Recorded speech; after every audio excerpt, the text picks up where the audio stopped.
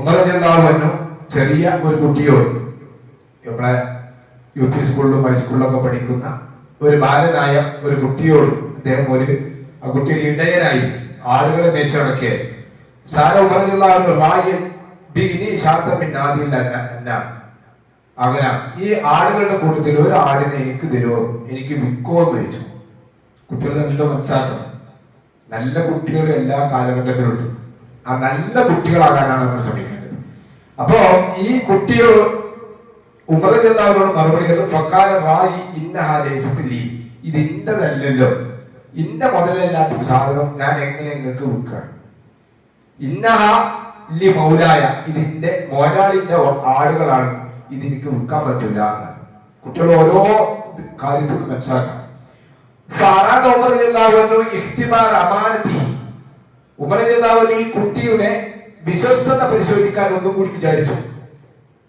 നല്ല വിശ്വസ്തനാണോ എന്നറിയാൻ വേണ്ടിട്ട് ഖായിലൻ കുൽ ലി മൗലാക ഇന്ന ദീബാകലഹ, എടാ നിങ്ങൾക്ക് വേണമെങ്കിൽ അന്റെ മോലാളിനോട് കുറെ ആളുകളില്ലേ, ഇതിൽ ഒരു ആടിനെ ചെന്നായി പിടിച്ചു എന്ന് പറഞ്ഞാൽ പോലെ ഒരു പറയാവുന്ന നല്ലൊരു ന്യായം തന്നെയാണത്.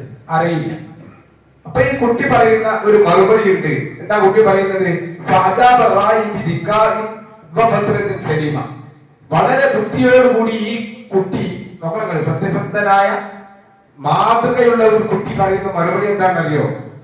ഉമർ റളിയല്ലാഹു ചോദിക്കാണ് ഫായിനെന്താ, പിന്നെ അന്ത എവിടെയാണ്? എന്താണ് അപ്പൊ അതിനർത്ഥം? വേണമെങ്കിൽ അങ്ങനെ നിങ്ങൾക്ക് ഈ ആടിനെ നിങ്ങൾക്ക് തരാൻ പറ്റും, എന്റെ യജമാനോട് വേണമെങ്കിൽ പറയാം ചെന്നായ പിടിച്ചു, പക്ഷെ ഇത് എല്ലാം കാണുന്ന ഒരു അള്ളാഹു ഇല്ലേ?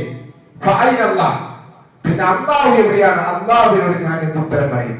എന്റെ പ്രിയപ്പെട്ട കുട്ടികളെ, നമ്മുടെ ജീവിതത്തിൽ നമ്മൾ മനസ്സിലാക്കേണ്ട സംഗതി, നമ്മളെ ഉമ്മയും ഉപ്പയും നമ്മളെ കാണാത്ത സന്ദർഭങ്ങൾ ഉണ്ടാവും, നമ്മുടെ സുഹൃത്തുക്കൾ നമ്മളെ കാണാത്ത സന്ദർഭങ്ങൾ ഉണ്ടാവും, നമ്മുടെ അധ്യാപകർ നമ്മളെ കാണാത്ത സന്ദർഭം ഉണ്ടാവും.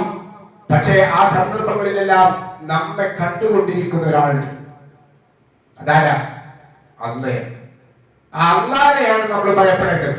ആ പടച്ചവനെ പറ്റിക്കാൻ, അവന്റെ കണ്ണും മൂടി കെട്ടാൻ ഒരിക്കലും സാധിക്കുകയില്ല എന്നുള്ള വളരെ ഗുണകരമായ ഗുണപാഠം നിറഞ്ഞ ഒരു സംഭവം ചരിത്രമാണ്.